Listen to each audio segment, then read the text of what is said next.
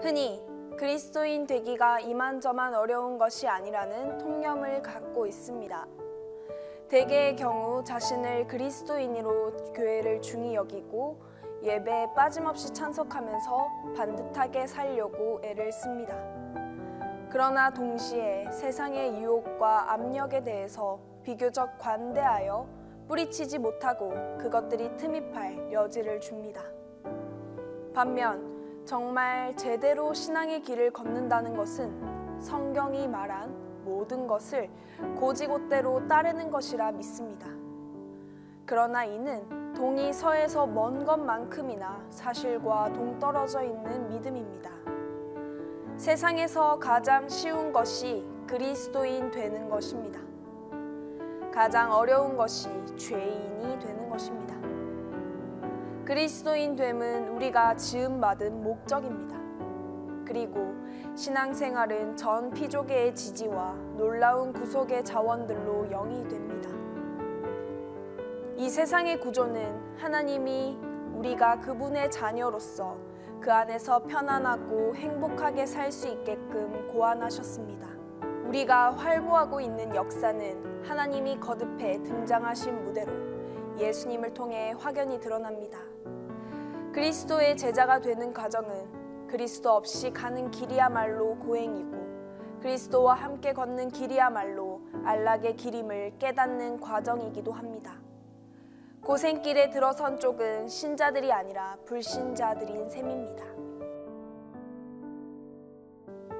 복이란 단어는 본문에 나타난 대로 행복한 상태를 말합니다. 시편 128편이 이 단어의 진의를 소개합니다. 본문은 세 개의 서술적인 약속으로 시작합니다. 여호와를 경외하며 그 도에 행하는 자마다 복이 있도다. 네가 수고한 대로 복되고 형통하리로다. 그리고 결어 부분은 세 개의 선언문으로 마칩니다. 여호와를 경외하는 자는 이같이 복을 얻으리로다. 너는 평생에 예루살렘의 복을 보며 내 자식의 자식을 볼지어다. 이 모든 것은 결국 행복한 삶으로 기결됩니다.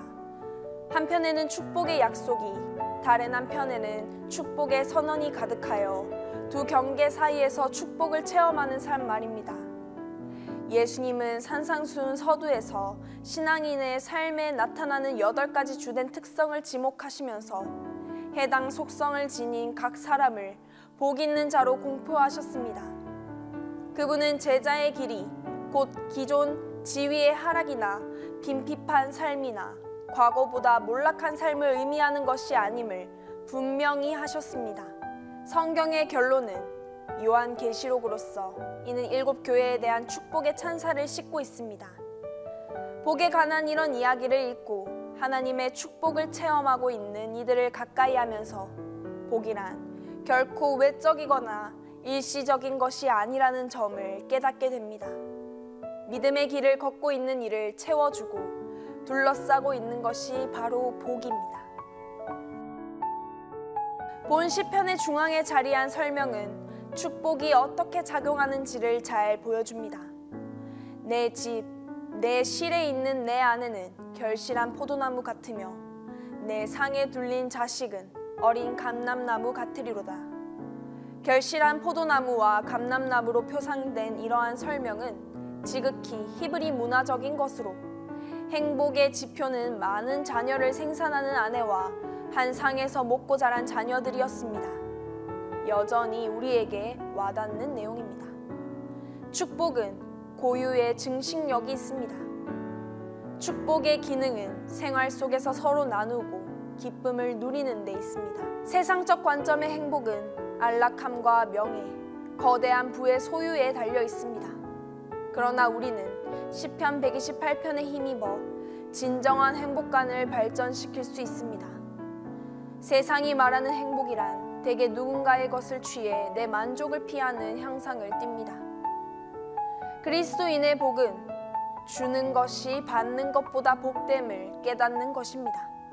우리가 나눠주기를 배워나갈 때 삶의 활력은 그만큼 커질 것이며 우리 주변의 사람들은 결실한 포도나무요, 우리 식탁에 둘린 감람나무가 될 것입니다. 믿음의 길은 하나님이 이제까지 이루셨고 또 지금 행하고 계신 일과 겉돌지 않습니다. 우리가 걷는 길은 잘 닦인 제자도의 길입니다. 지루함이나 절망, 혼돈의 길은 아닙니다. 비참한 구도의 길이 아니라 축복의 길입니다. 이러한 축복의 삶에 진입하는 데는 어떤 술수나 운이 통하지 않습니다. 단지 그리스도인이 되어 믿음의 삶을 시작하기만 하면 됩니다.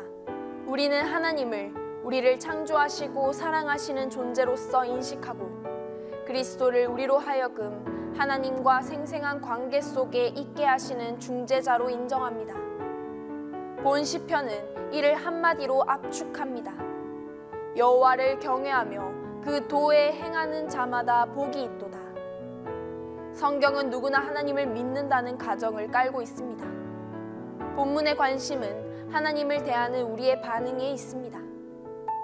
하나님을 존엄하시고 거룩하시며 광대하시고 경이로우신 하나님 그대로 받아들이는지 거부하는지 말입니다. 그 도에 행하는 자마다 복이 있도다. 이는 우리가 있는 그대로의 하나님을 받아들일 뿐만 아니라 그분이 우리를 지으신 목적대로 살아야 함을 말합니다. 우리에게는 준수해야 할 윤리적 기준과 장려할 만한 도덕적 가치, 실천해야 할 영적 훈련, 추구해야 할 사회적 정의, 발전시켜야 할 인격적 관계들이 있습니다. 시편 128편을 읽으면서 물론 나 역시 그렇게 생각해. 그렇게 생각하지 않는 이가 어디 있겠어? 라고 하는 이가 있는가 하면 이 정도로 어지러운 세상에서 어떻게 그처럼 명랑한 노래를 부를 수 있을까? 의아해하는 이도 있을 것입니다. 이는 행복할 권리를 추구하면서도 행복에 이르는 잘 닦인 길을 거부하고 인생의 의미를 찾으려 애쓰는 이들의 처세 결과입니다. 그들은 시온산에 가려고 하지만 도로 표지와 나침반을 무시하고 굳이 통행로를 피해서 길도 없는 황야를 헤쳐 가려 합니다. 또 길을 가면서 목적지를 찾으나 결코 발견하지 못합니다. 그러고는 종교가 무고한 쾌락과 갈망을 저해할 뿐이라고 비난합니다. 그러나 종교는 창조의 섭리에 역행하고 구속으로 인도하는 길과 배치된 목적에 사로잡힌 이들에게 종교는 오로지 폐해일 뿐입니다. 누구나 행복해지고 복받기를 원합니다.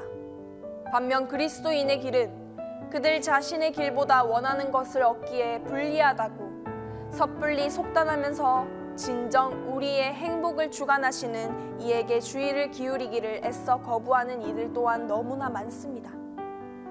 그러나 그들은 잘못 생각하고 있습니다. 하나님의 집과 그분의 임재가 있는 곳이야말로 우리가 두고두고 행복을 누릴 수 있는 곳입니다. 방법은 간단합니다. 여호와를 경외하며 그 도에 행하는 자마다 복이 있습니다. 이상 시편 걷기 10강 행복에 관한 내용이었습니다. 이 강의와 연관이 되는 시편 128편을 읽어드린 후 기도 시간이 있습니다. 오늘도 하나님과 깊은 만남 되시길 바랍니다. 감사합니다. 여호와를 경외하며 그의 길을 걷는 자마다 복이 있도다. 내가 내 손에 수고한 대로 먹을 것이라 내가 복되고 형통하리로다. 내 집 안방에 있는 내 아내는 결실한 포도나무 같으며 내 식탁에 둘러앉은 자식들은 어린 감람나무 같으리로다. 여호와를 경외하는 자는 이같이 복을 얻으리로다. 여호와께서 시온에서 내게 복을 주실지어다.